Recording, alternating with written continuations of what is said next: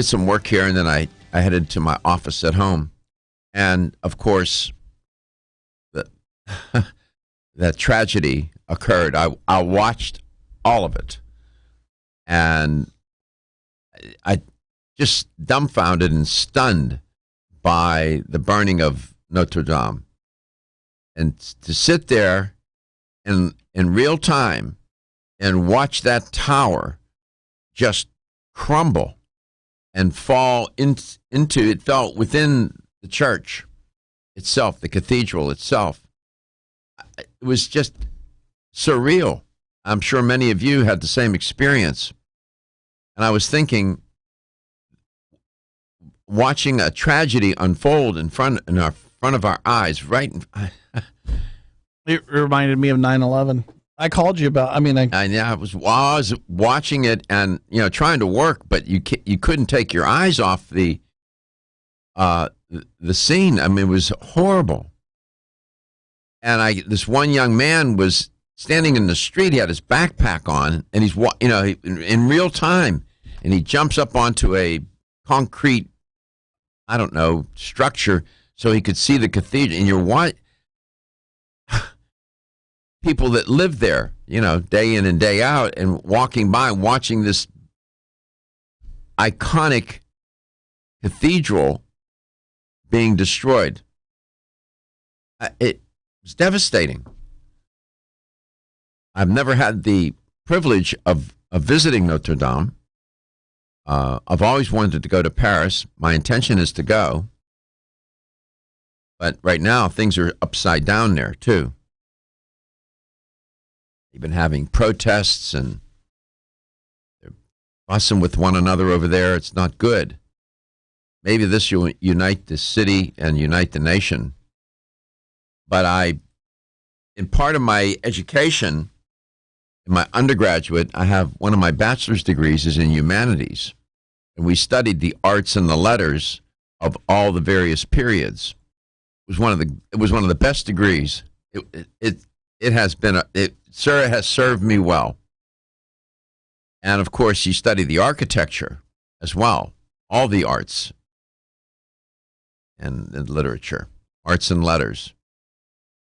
And I remember sitting in class and talking about the architecture of that cathedral. Of course, it was constructed during the medieval period, and it is probably one of the premier structures or examples of French Gothic architecture. And Notre Dame, Our Lady of Paris, often referred to simply as Notre Dame, is exactly that, a medieval Catholic cathedral. And of course, as you learned yesterday too, many of us, you learn, it's on an island. It's a little island, but it's an island. And they were having a hard time getting to it, as has been reported. But this morning, apparently, the news yesterday, the government tried to warn everybody, saying that they thought they were going to lose it altogether, that it was going to be completely destroyed. This morning, things are more hopeful. They were able to save many of the reliquaries and artifacts. I mean, it's astonishing what they did. They said there was a human line, a chain, and they were passing them along. It's stunning. The technology of today puts you in touch in real time with these kinds of events, and you come to understand and appreciate what that really means, that event means. Quite remarkable. Whatever it, we talk about whatever it takes, and you watch those people get those artifacts out, and it was just whatever it took, and it was, because it's lost history. Much of it is. They're now going to rebuild it. Now they have to decide. I was listening to one report whether they're going to do it in a more modern way or going to try and replicate and you actually use lumber again. Now, I don't know what do they call an acre a terra? How many acres of forest it took to build that cathedral. But I don't know if they're going to do that again or if they're going to use more modern materials or what. But it touched everybody around the world. I mean, it's whether you're Catholic or not, you're a Christian or not, doesn't make any difference. To watch that tower just crumble and fall, engulfed in flames, it was heartbreaking, wasn't it? So heartbreaking. People standing in the street crying. You know what? It's, faith. Some of my friends are atheists. I don't know how you do it. I don't know how they do it. I was raised a Catholic, went to Catholic school, taught by the nuns, the best teachers I ever had, taught by the priests. They were all wonderful to us and really formed the foundation for my life, and I'm forever grateful to them. And growing up in that environment, you're taught faith, as many of you have been in your own religious denomination, and having faith and watching people yesterday cling to their faith, because that structure represents, it's not just a metaphor, it's so much more than that. And it does forge your faith. It does. Some form or fashion. You have to you resort to it. And I do think that that's so much a part of our health, isn't it? Without, people say, well, it's just tied to your spiritual faith, spiritual health. I think it's more than that. I think it pervades all dimensions of our health, in my view.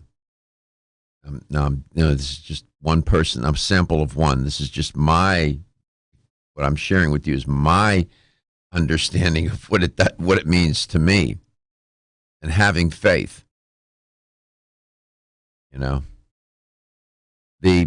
There's so much, and I was listening to the news and listening to some of these very experienced reporters and journalists report on it. You could see that they were even affected by the tragedy, and they were trying to stay together to report it. And the reporting was remarkable. CNN, MSNBC, Fox, all of them, whatever they, they did a good job, honestly. Yeah. July will be a whole year that I haven't had TV. And yesterday... You wish you did. Mm-hmm. It was something to see, Gary. Something to see. Witness that in real time. In real time. And remarkably and ironically, they think that the renovation was probably part of the cause of the fire, but because of the renovation, they had removed many of the external structures and artifacts and statues on the cathedral. They had removed about 16 or 18 of them, and other parts of the structure. They had removed all of that a week or so ago, and it was saved. I'll come back. We'll talk some more. Ladies and gentlemen, listen up.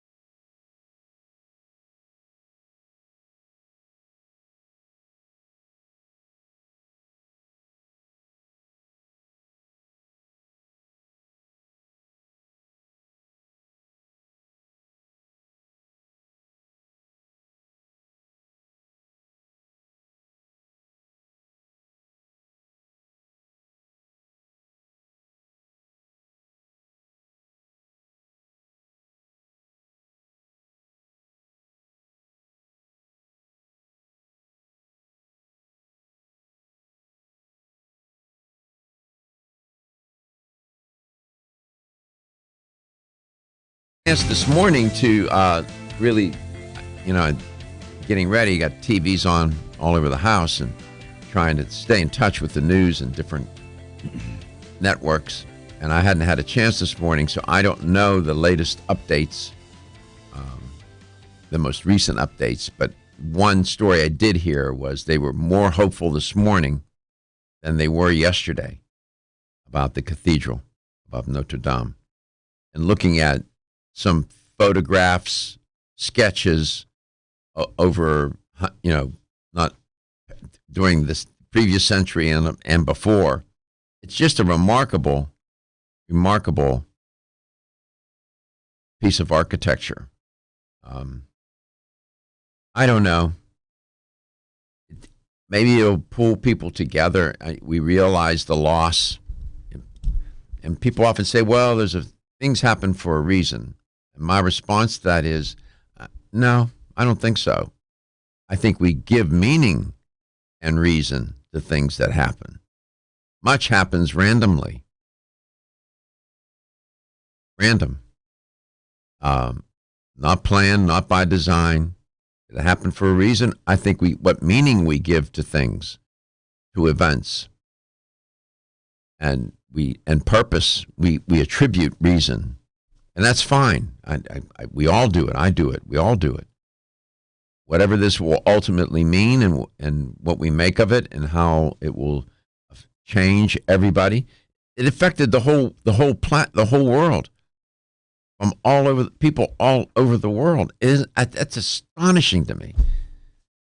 How it just another illustration. It's so illustrative of how we are all in it together, right? The destruction of this cathedral demonstrates how we're in it together. Everybody was experiencing this in real time in a very tragic way.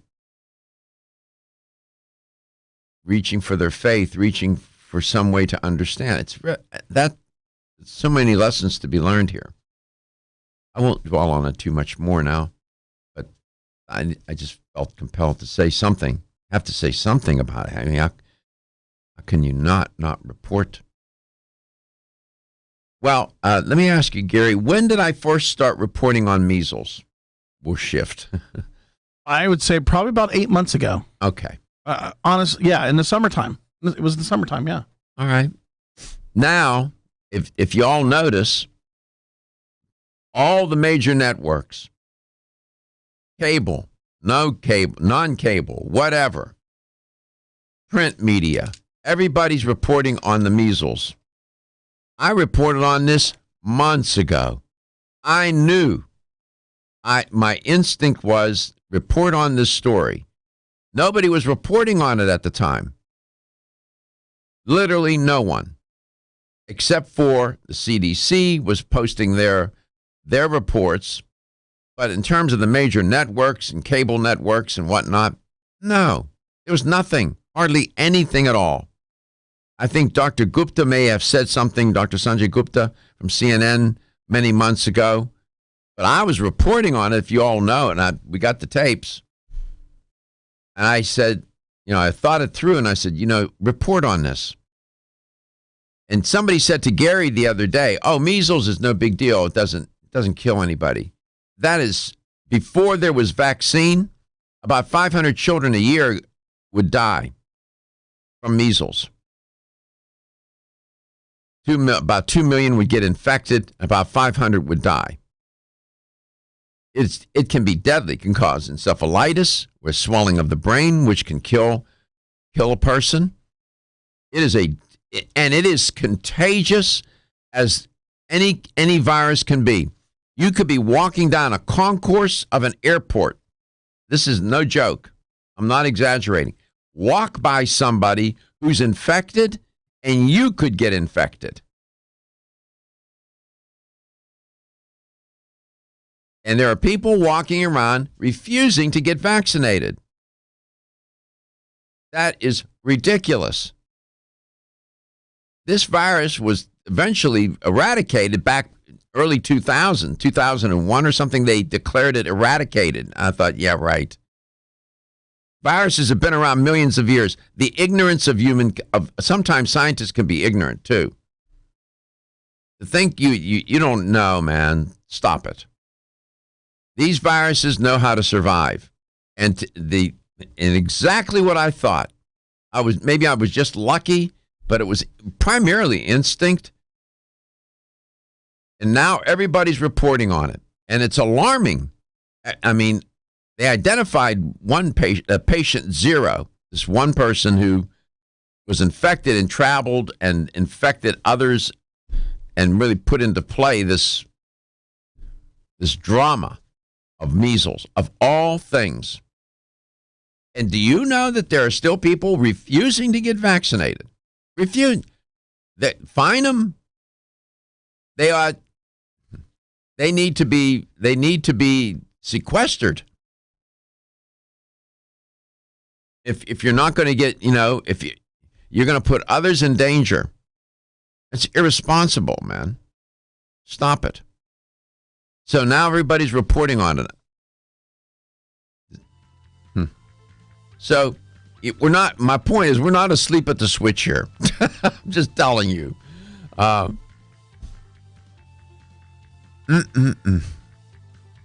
Measles, of all things. And now there's this press on to get the vaccine, get people vaccinated.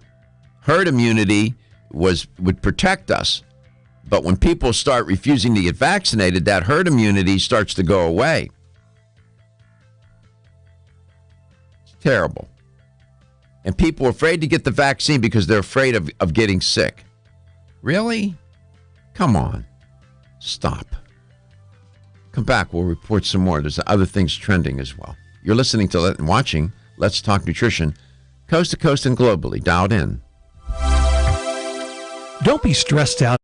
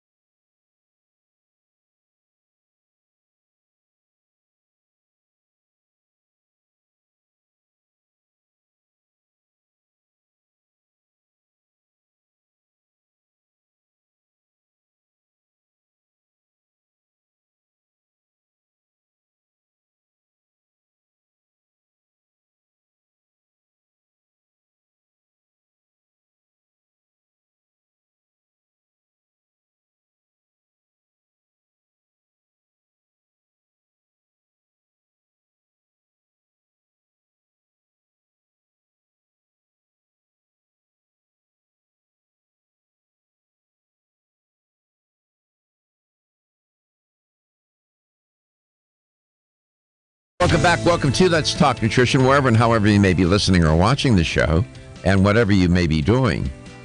I'm at the CDC website, and their reporting is that from January 1 of this year to April 11th, just a few days ago, 555 individual cases of measles were confirmed in 20 different states.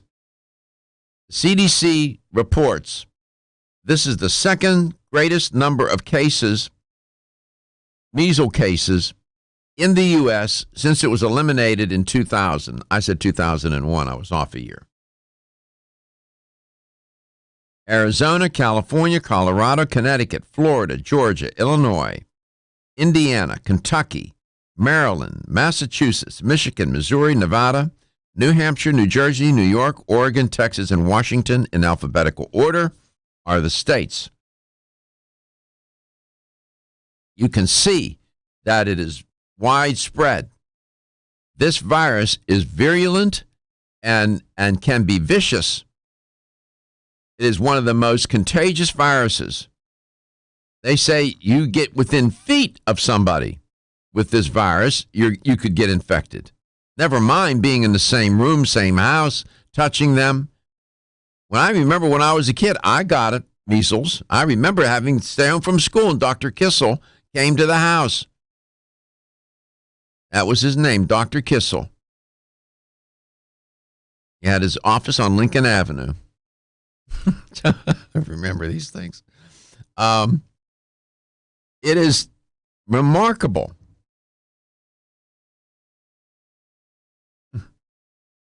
In a given year, more measles cases can occur for any of the following reasons. Check this out. An increase in the number of travelers who get measles abroad and do what? Import it back into this country. Spread of measles in U.S. communities with pockets of unvaccinated people. This happened in New York. You had a community of people up there doing certain religious practices that refused to get vaccinated.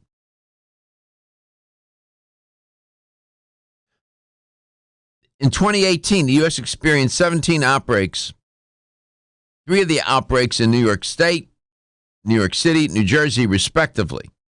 They contribute at that point to contribute to most of the cases. Now it's moved beyond. The cases in those states occurred primarily because unvaccinated people in an Orthodox Jewish community refused to get vaccinated.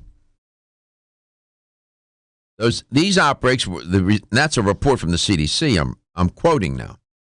Those outbreaks were associated with travelers who brought the measles back from Israel, where a large outbreak was occurring at the time. 82 people brought measles into the U.S. from other countries in 2018.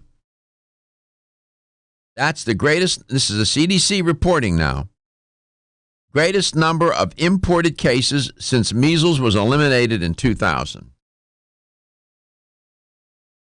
In 2017, there was a 75-case outbreak in Minnesota in a Somali American community with poor vaccination coverage. In 2015, the United States experienced a large, 147 cases, multi-state measles outbreak linked to an amusement park in California. An amusement park. The outbreak likely started from a traveler who became infected overseas with measles, then visited the amusement park with who was infectious. I don't know who that patient 0 was, but 2014, the U.S. experienced 23 measles outbreaks, including one large outbreak of 383 cases. This has been percolating for a long time. And it went under the radar. This occurred primarily among unvaccinated Amish communities in Ohio back in 2014. These are groups of people for one reason or another, religious, political, whatever, or just with the Somali community just not having access to care are at the center of it all. In 2013, there was another 11 outbreaks, 3 of which had more than 20 cases, including an outbreak of 58 cases. 2011, more than 30 countries in the WHO region, the World Health Organization region, reported an increase in measles. And France, back in 2011, was experiencing a huge outbreak, which led to large number of importations, 80 cases that year. 2008, an increase in cases in 2008 resulted from spread in communities with groups of people unvaccinated. So this is not a new narrative. This has been going on since 2008. And now it's reached a very dangerous level, and the concern is valid. And you mark my words, you will see somebody in handcuffs. They're going to do a perp walk. They're going to arrest them. You mark my words, you'll see. Because these people refuse to get vaccinated. They may have the right not to get, they may have the whatever reason for not getting, they don't have the right to put other people in danger, especially children. I'm sorry. I'm pretty liberal. I'm very liberal, let me tell you. I am very liberal in my thinking about, I like people to have freedom and, but I'm, at some point, you have to use your good common sense. People can practice whatever they want to practice. They can kill chickens at midnight. I don't care what they do. It's their business. But if you're going to put me and you're going to put other people, and you're especially going to put the elderly, pregnant women, and children in danger, no, man. I'm sorry. You can't be doing that. And if you continue to do that, if there are laws in place, then you need to be arrested. I'm sorry. That's just how I feel about it. Maybe that's going too far, but I don't think so. I don't think so. Handcuff them, arrest them. That's it. You don't want to follow the law. You're going to put other people in danger. This could get really out of control. Many of you grew up when I did. And remember what it was like. You sent your kid to school. The parents sent their kids to school. They knew they were going to get it. It was just not if, it was just a matter of when. We don't want to go back to that time.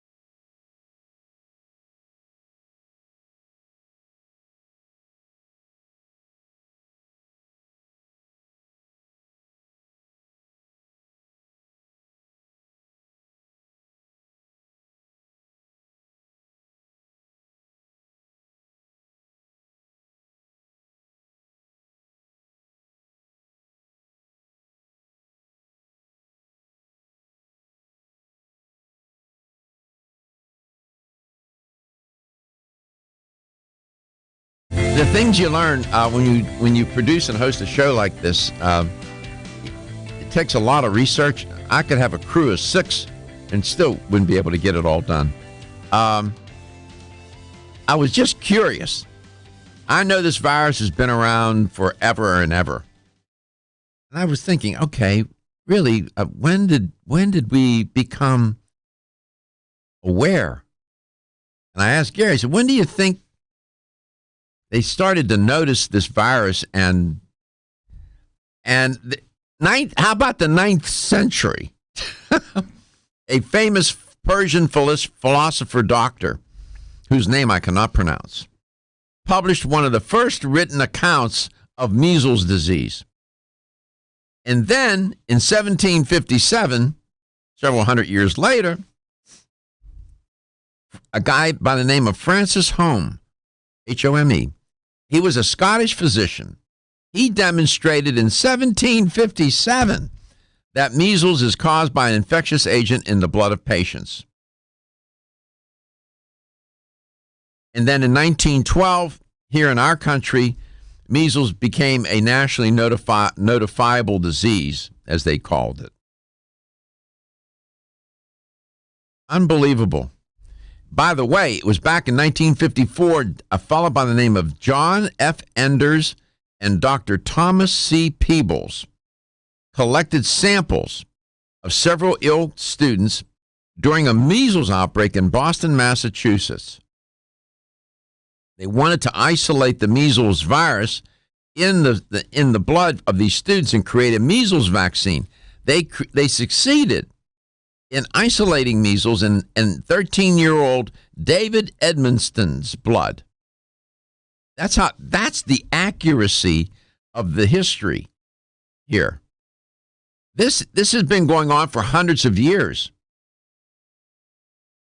And people think, oh, this is no big deal. It's just the measles. Think again. Think again. Remember what I said. You're going to see somebody in handcuffs being arrested because they refuse to get vaccinated. They're going to arrest them, and they should. Here's how to contact us. Maybe you have a thought or two about it.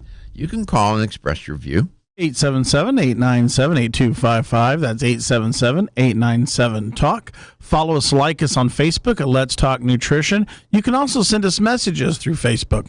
Or you can contact Dr. Garko personally at drgarko@letstalknutrition.com.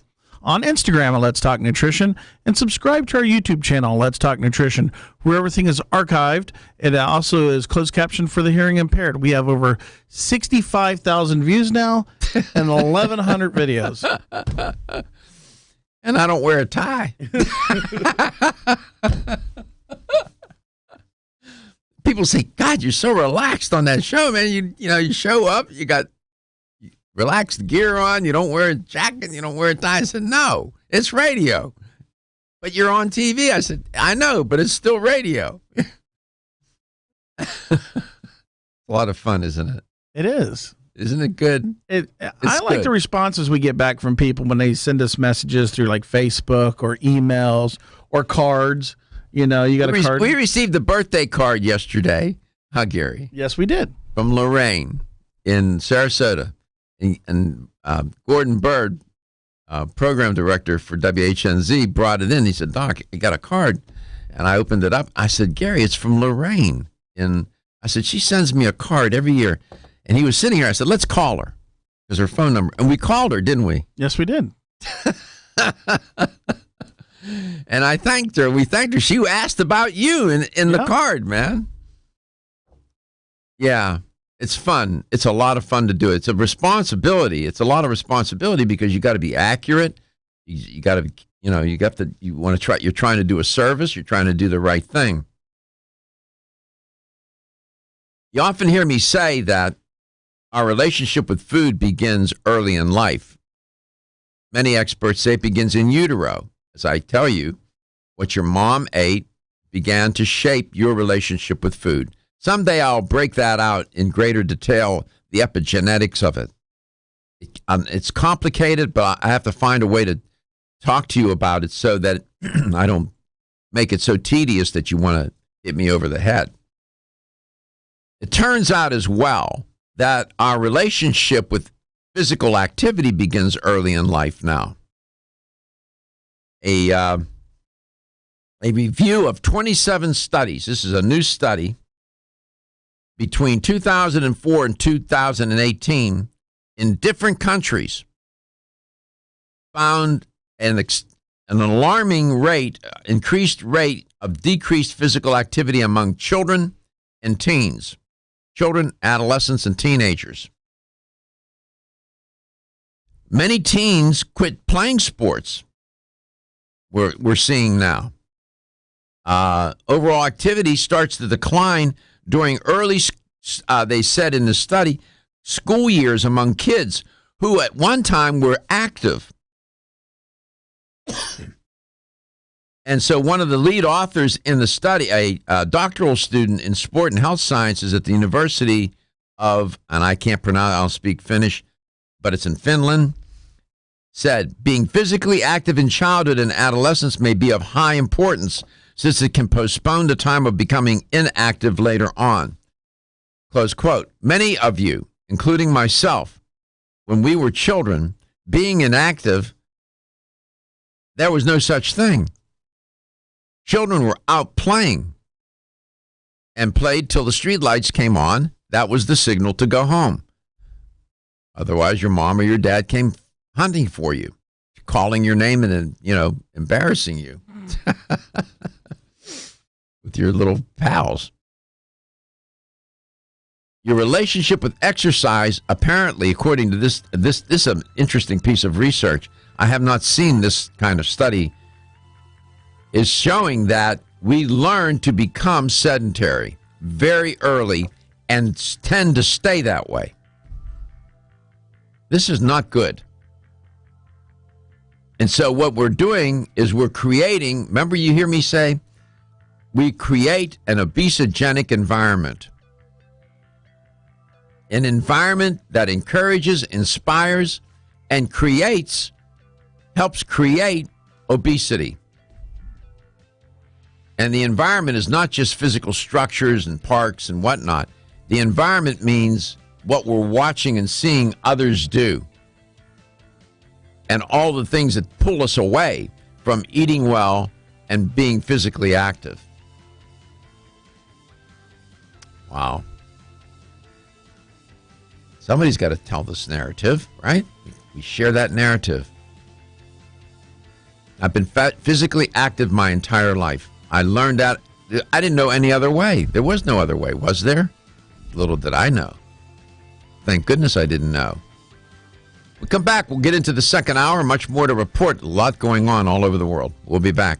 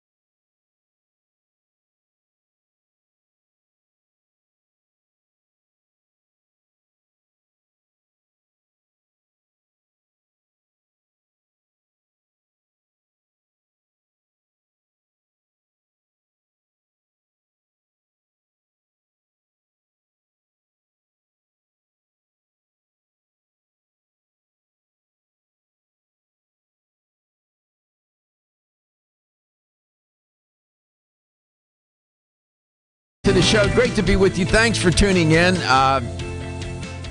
Is this spring? What time of year are we in?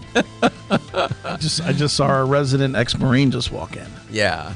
John Trim, good friend, told me a wonderful story. Hope you're having a good day wherever and however you may be listening or watching the show and whatever you may be doing. We're all looking for a ray of hope and light, right? Keep our faith, use faith, whatever device, whatever concept to make us so that life is meaningful, directed, notwithstanding the challenges of everyday life. And I have a friend who has a child who's been diagnosed with leukemia. It's one story after another that people face. It's just... And I'll say it again, and I'll continue to say it, we're all in it together. So rather than us being at each other's throats over politics and all this other nonsense, maybe we should do a better job, all of us, in trying to just, put that stuff aside and help people. If everybody got up every day and said, I'm going to help somebody, I'm going to do something for somebody else today, the world would exponentially improve. It would be instant. Wouldn't it? Yeah. Think about that. The power of that.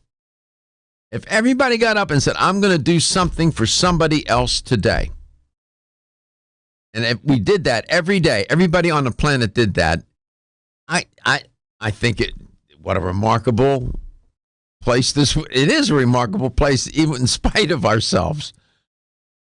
But that's how I've been thinking.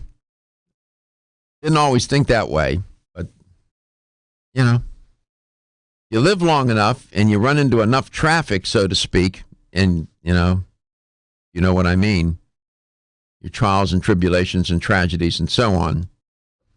Hopefully you figure it out and try to realize what's important. That's why we do the show.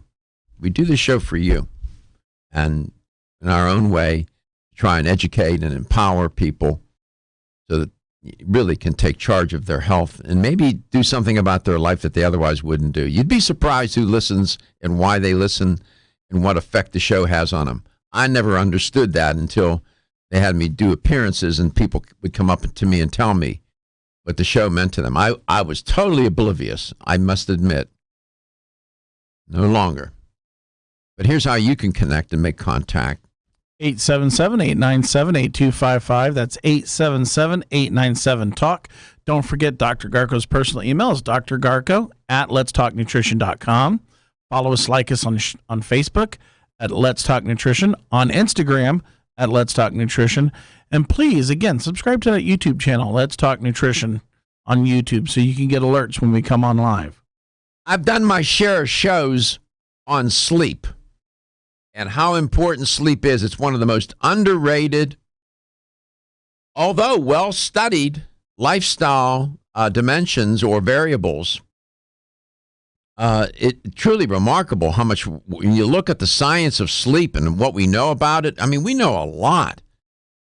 But insomnia prevails.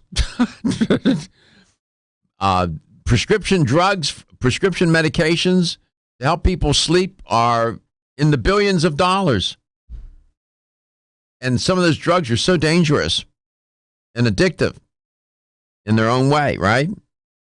Well, I'm, doing my thing, trying to figure out what themes I'm going to focus on for a show and this and that. And I come across this concept called weighted blankets. Let me just want to see something. Do you know what a weighted blanket is? I do. I have one, and I literally bought one about 2 weeks ago. Oh, you really? Mm-hmm. And you didn't know I was going to ask you this, right? No idea. How did you learn about it? That's Stephen Armstrong, by the way, ladies and gentlemen, one of my great producers. How did you learn about it? Why did you buy it? I'd seen them online before, and then one of my friends, she had one, and I tried it out, and I'm like, this feels very comfortable. And I know that they've got not necessarily blankets, but for dogs that get upset for thunderstorms, they have like a weighted coat that you put on them. And it's the similar concept as far as it's comforting and also can be like a stress reliever. It can quell anxiety and all that kind of stuff. So, yeah. So you've been using it for 2 weeks. Not necessarily using it every day, but yeah. How much? How do you make a decision? I assume that these blankets vary by weight. Yes, they have different weights, different sizes and whatnot. I forget what weight mine is, but basically it's kind of filled with like sand kind of granules. Is there a formula to figure out what weight blanket you would need? Yeah, they give you kind of a primer as far as how big you are, what you weigh versus what the blanket weighs and whatnot. So for Gary, it would be like a giant tent? It'd be like the size of an elephant. Boy, he's cruel. I threw you under the bus. He threw you under the train. You want to go hit him? No, I'm good. You knew what it was too. Yes. How did you know? Because Don't go away, Stephen. I saw a thing on Kelly Pickler's YouTube channel, and she had something on social media about it. And it really works, Stephen. Yeah, no, it's definitely very comforting. Mm-hmm. No kidding. Mm-hmm. You sleep better. Well, again, I don't always use it for sleep. Sometimes if I'm just maybe laying on the couch or just watching kind of TV, resting, relaxing. Yeah. It's almost like somebody's holding you. Well, I could use some of that. Yeah, I mean, I would liken it back to like if you think about when you're a kid and whether it's your mom or your dad or whomever, kind of just holding you as you're sitting on the couch or something like that. That's kind of the feeling that you get. It's very comforting. What do you think, Gary? It's interesting, isn't it? Yeah. I mean, I'm sorry I said that. No, it's okay. I was messing with you. You know I love you. I know. It's funny that you say that because we went to Busch Gardens and I saw them washing an elephant with this brush one time. Well, I was using the same brush to wash my hands, so I stopped using it. So. Oh, I'm sorry. But the weighted blanket thing, especially at night when you have like small children, it's good for the small children. Well, apparently, I know a few things about some things. There's a lot I don't know about a lot of things. I didn't know about this too much, I admit. Apparently, it's now mainstream. Apparently. The blankets weigh, from what I'm learning here, anywhere from 4 pounds to 25 pounds. Time magazine has called them the gravity blanket. It's called a gravity blanket. One of Time's best inventions of 2018. This was in a write-up. Time said this: if you're wondering why everybody on Instagram seems to be draped in weighted blankets, you can thank gravity. Dude. Close quote. Time noted that while the company didn't invent weighted blankets, they've been used for many years to calm adults and children with anxiety, autism, attention problems. It did perfect mass marketing. Wow. So Time Magazine is involved in this? By the spring, let me see here. What else I can tell you? By the spring of 2019, in 2018, experts estimated there were about a half a dozen companies, give or take a few, that were producing weighted blankets. This is news to me. I feel embarrassed. By 2019, now we got over 24 companies. Big names like Gravity, Mosaic, Sensacom, and Beautyrest share the market with other companies, including Grandpa's Garden, Sensory Goods, and Zonely. This is all new to me. I'll tell you what I sleep with. I'm not making it up. I'll tell you the truth, and then we'll go to Mike in St. Pete. Ridgecrest.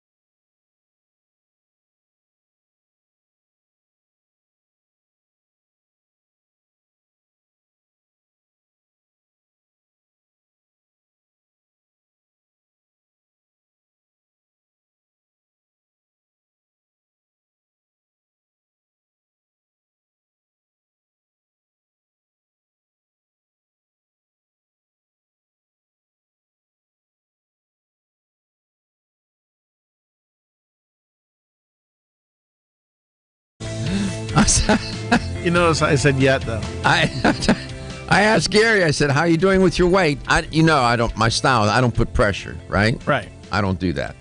And then he said, "So far, so good." I didn't want to. What did you say? I said I haven't want to put my face in a pecan pie yet, but it's a struggle, isn't it? it is. It's a fight. It's a fight, man. It's hand to mouth combat. It is, and if people would say, "Oh, it's just a matter of willpower," No, man. no, Well, it's not. we're here. I'm here. I'm here. Yeah. I'm just saying. I like last night. I was a little distraught about the fire, so I called you. Yeah. Because I'm a big history buff, and being from Indiana, I'm a Notre Dame of Indiana fan. I get it. So we're talking about weighted blankets. You knew about them. Steven bought one. I'm the only dunce in the room that didn't know. Well, those blankets that you use are kind of Okay, so here's what this is what I sleep with. This is TMI maybe. I moved recently. I had a house built and we moved, and the movers inadvertently left some of the moving quilts. And I called them and said, "Nah, just keep them. It's no big deal." So I washed them.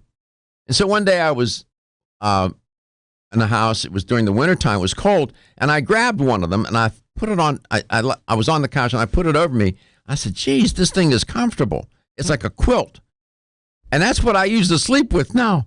It's not weighted, but maybe it's the same thing. I don't know. I'll have to look more into this weighted blanket business. All right, maybe we'll get you one, Gary, for Christmas. big old hug. Let's go to St. Petersburg. Michael lives there. Hi, Michael. How are you today? Good, thank you. What's up, Doc? I'm good. So, what's up, Doc? Yeah. Yeah. So you had a comment or a thought about vaccines. What was on your mind? Well, I have. I'm not a religious objection. I'm a conscientious objector to the theory that herd immunity can be obtained by vaccinating people. Yeah. Some of the reason that I am a conscientious rather than a religious objector is because of the actual studies done by the CDC. Yeah. What did you learn? What did you learn in your research? Well, I'm not finished laying out my premise. But All right, go ahead. I will. Number one, the studies done by the CDC. Number two, the things that were happening in nature prior to the advent of vaccination, the way that people got over it. And number three, the nutritional approach. We have had packaged food and processed food, and I noticed that in your advertisement, you suggest that healthy nutrition is what you're aiming at. I'm going to suggest that healthy nutrition, sanitation, and fever reduction, or the ability to, through natural processes, reduce fever, are the things that help people get through the normal bugs in the system. So far, you haven't said anything that I don't disagree with. I agree with you 100%. Okay. So where do you veer from? What is your stance about people? Let me just ask you directly. What is your stance about people being vaccinated? I think that for you to use the force of law, use the force of a gun, use the force of jail to suggest that I must be vaccinated when the pharmaceutical companies that are making the vaccines are protected from suits. And there is a vaccine injury compensation thing. So you can't go and sue the vaccine manufacturer. You have to go and sue the U.S. government. I see. And suggest that you've been injured by a vaccine before you can get compensated for being injured by a vaccine. When you take that and you put that over on one side of the table, and you look at the statistics of people who have been nutritionally well fed, Right. and haven't been influenced by Yeah. cultivated viruses. If you will look carefully, please look carefully at the specific genomes or the genetic encoding in these outbreaks, Yeah. and trace it back to the things that come from the vaccines. My daughter had, my sister had kids, and she says, "Oh, watch out! We need to be careful around this diaper because he's recently been vaccinated with attenuated live virus." Attenuated. So it's been changed a little bit, but it can still make you sick. Yeah. Well, I'm not a vaccine expert. If my daughter were here, she could probably respond better than I. She's a virologist. But I can say this, that these vaccines, the objection to many of these vaccines is because of they may contain toxic substances, that like aluminum and mercury. That's one argument. That vaccines can overload the immune system, a child's immune system, that natural immunity is better. That's another argument that's made, and that vaccines can cause autoimmune disorders such as asthma and allergies. Those are some of the basic fundamental arguments against vaccines. Those can be all addressed, and it gets rather complicated. You're right about all that. I think much of what you said, I don't disagree with. Being healthy, having a virulent immune system, and trying to maintain your good immune system should serve as a first line of protection. We had in some hard messages. I'll come back. I'll continue. Don't be stressed out.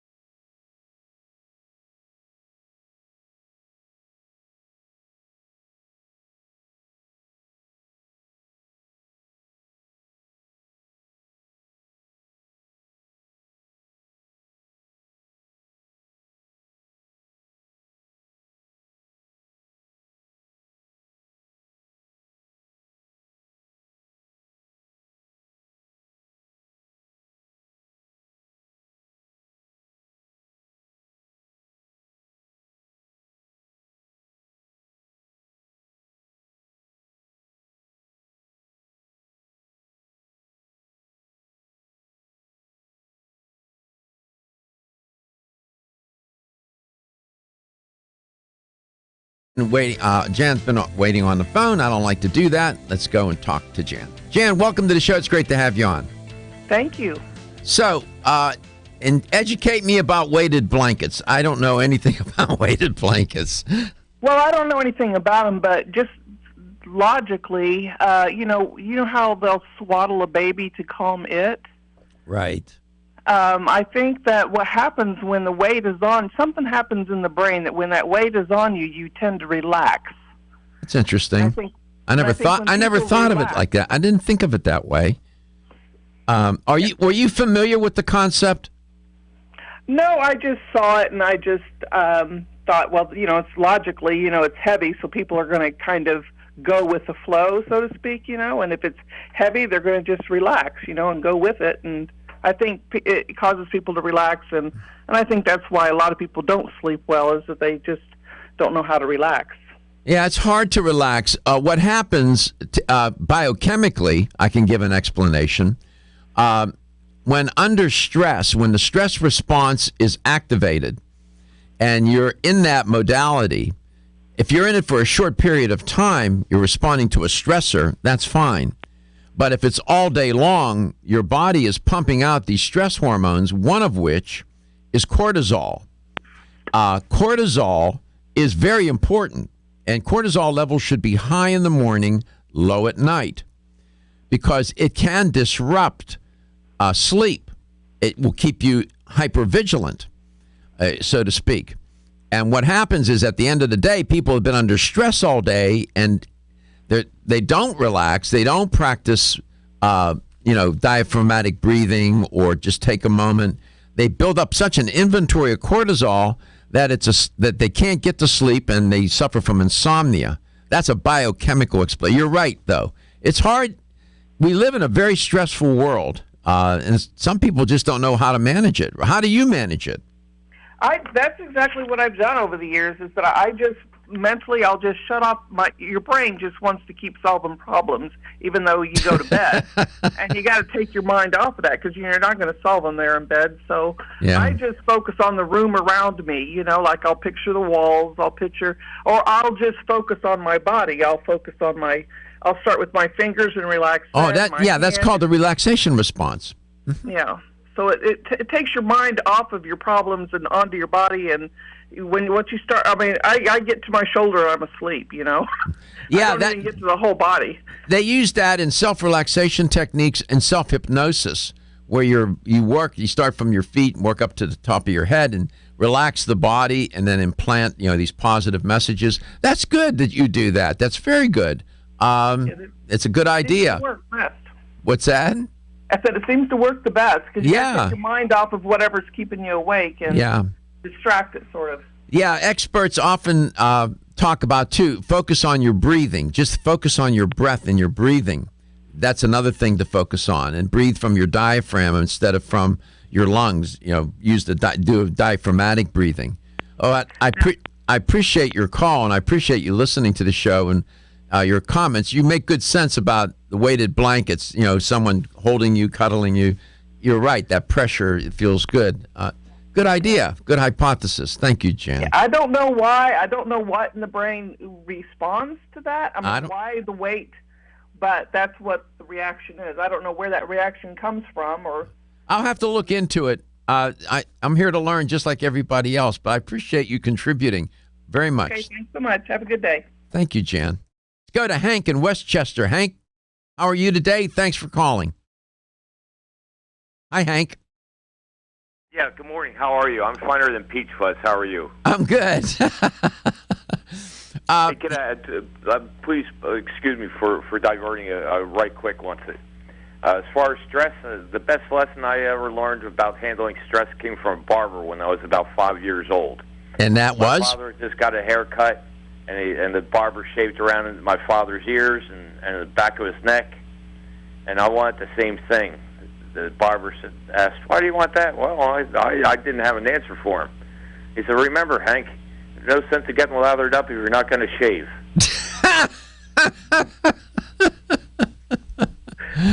That's very good. No sense getting lathered up if you're not going to shave. 100%. I agree. You had something on your mind about vaccines? Yeah, I'll tell you. I had since I was a little boy, I was indoctrinated with vaccines and how good they are, and it comes from seeing the effects of polio on the family member. My mother's younger sister is 20 years older than me, and she had contracted polio when she was 4 years old. Her right leg is bum now. Yeah. Pardon the phrase I use. That's the way she had always used. She must have been a child somewhere around 1940s, 1950s?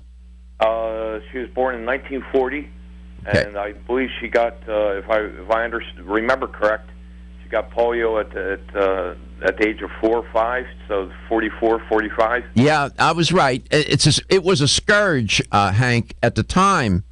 I was born in 1944. I remember, this is true, the radio was on in the kitchen, and I was getting ready for school. I was just a boy.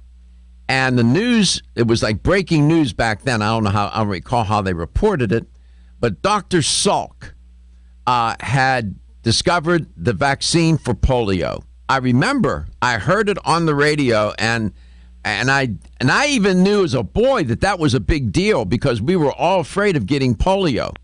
Yep. And Thank God I grew up in an era where I didn't have that concern. Yeah. The biggest concern of that nature I saw was the germ measles plague, I'll call it, in 1964. Yeah, German measles.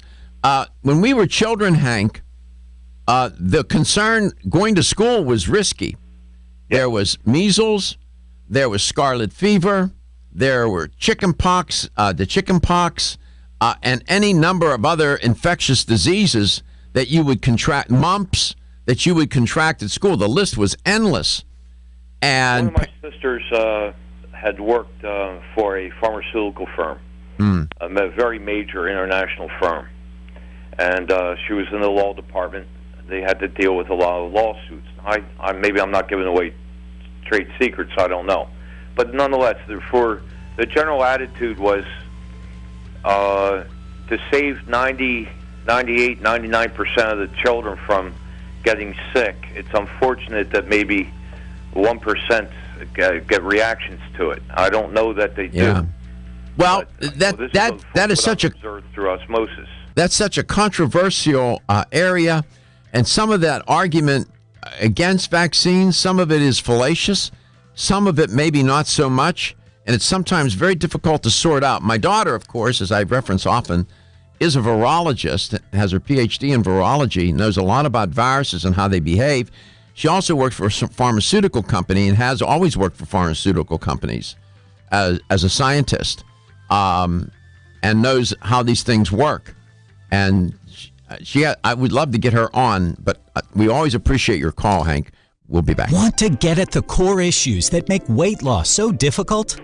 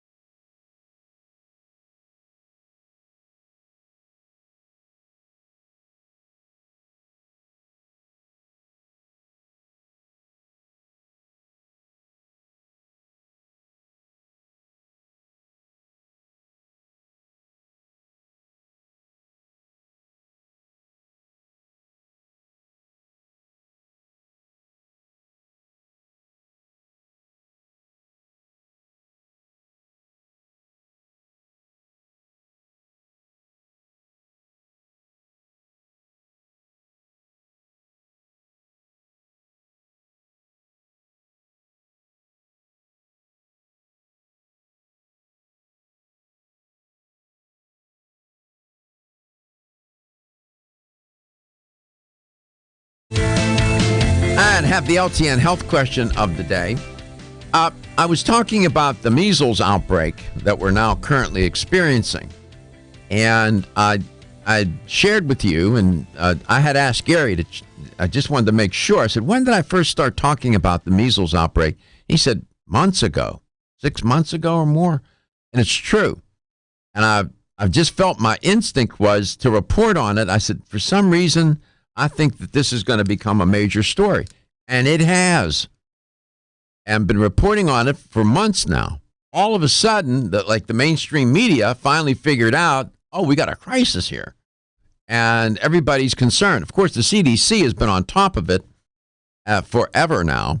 And I gave you, in our country, since 2011, and I went through the history of measles outbreaks, and I shared that. This is not a new story.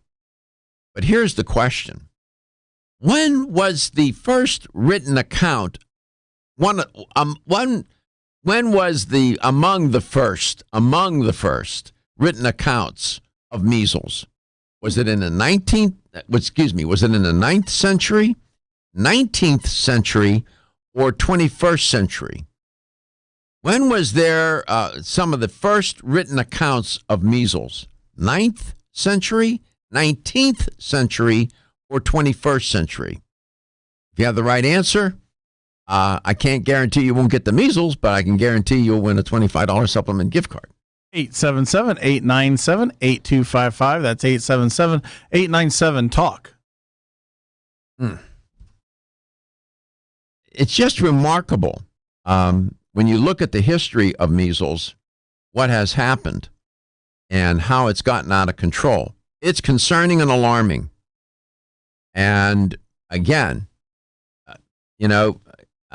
the call we had from, was it Michael?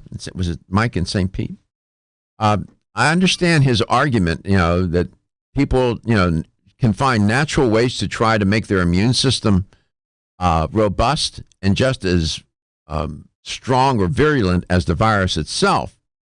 But I can tell you from my experience and talking with virologists such as my daughter, and others, sometimes you can have a robust immune system, but these viruses will find a way to infect you, even when your immune system is in good shape.